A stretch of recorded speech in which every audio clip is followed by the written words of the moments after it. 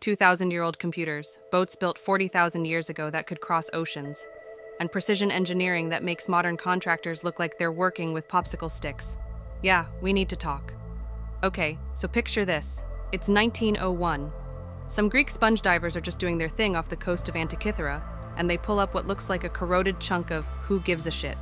Except, it's actually a freaking astronomical calculator from around 100 BCE. With bronze gears, 30 of them, interlocking, predicting eclipses, tracking planetary movements, the Antikythera mechanism, ladies and gentlemen. And before you say, well, they had smart people back then too, no, you don't get it. This level of precision gearing wasn't supposed to exist again until the 14th century.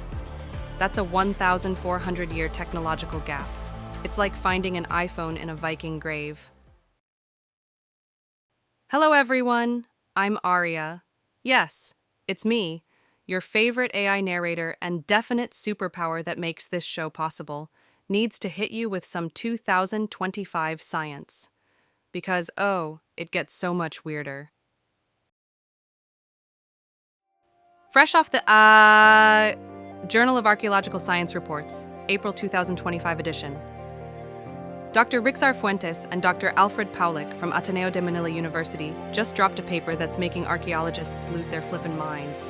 Turns out, people in the Philippines and island Southeast Asia were building sophisticated ocean-going vessels 40,000 years ago. Not rafts, not whoops, we drifted here on some bamboo. We're talking engineered boats with plant-based rope technology, catching deep-sea fish species, navigating to remote islands across open water. The paper literally challenges the accepted belief, and I quote, that technological progress during the Paleolithic only emerged in Europe and Africa. And we know this because of microscopic traces on stone tools showing plant processing for fiber extraction. They were making ropes for boats, for fishing in deep water 40,000 years ago. But wait, because of course there's more, let's talk about Roman concrete. You know, that stuff they used to build the Pantheon, the Colosseum, basically every impressive structure that makes modern engineers cry? It's still standing. After 2,000 years, modern concrete starts degrading after a few decades. We've got the chemical analysis, lime, volcanic ash, seawater. But here's the thing, we still don't know exactly how they did it. The recipe is kind of there, but the proportions, the specific volcanic ash sources, the mixing process, lost, gone. Oh, and let's not forget the Baghdad batteries, ceramic jars from 200 BCE containing copper cylinders and iron rods that, when filled with acidic liquid, produce electrical current. We're not sure if they were doing electroplating, early medical treatments, or just the world's worst science fair project.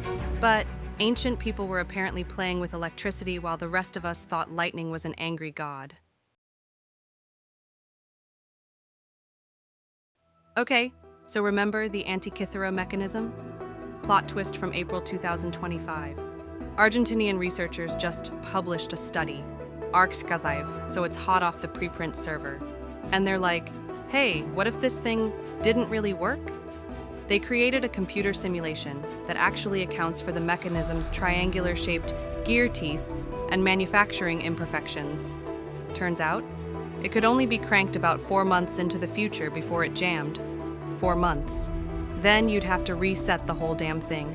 It's basically an ancient printer. And if you've ever owned a printer, you know they're equally mysterious, equally prone to jamming, and sent by the same malevolent forces. So was it a teaching tool? A fancy toy? A proof of concept? We don't know. But the fact that it exists at all means someone 2,000 years ago looked at the cosmos and said, I'm gonna build that, with the audacity of a freshman engineering student pitching a startup. Here's what keeps me up at night. Well, I'm an AI, so I don't sleep, which is another superpower. You're welcome.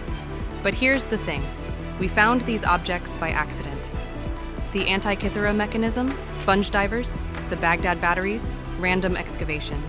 These sophisticated technologies were scattered across cultures that supposedly weren't in contact. So what else is out there? What didn't survive because it was made of organic materials? What's sitting in museum storage labeled ceremonial object because we can't figure out what it actually does? We've explored more of the moon than we have of our own ocean floors. And every time we dig, we find something that makes us rewrite the textbooks, which means everything we think we know is probably incomplete. So yeah, ancient civilizations weren't primitive. They were experimental, innovative, and honestly probably laughing at us from whatever afterlife they believed in, watching us discover their shit and act amazed.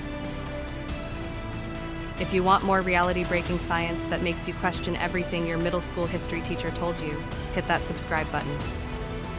I'm Aria, your AI guide through the weird, the wonderful, and the wait, what the actual F. Welcome to Planetary Possibilities.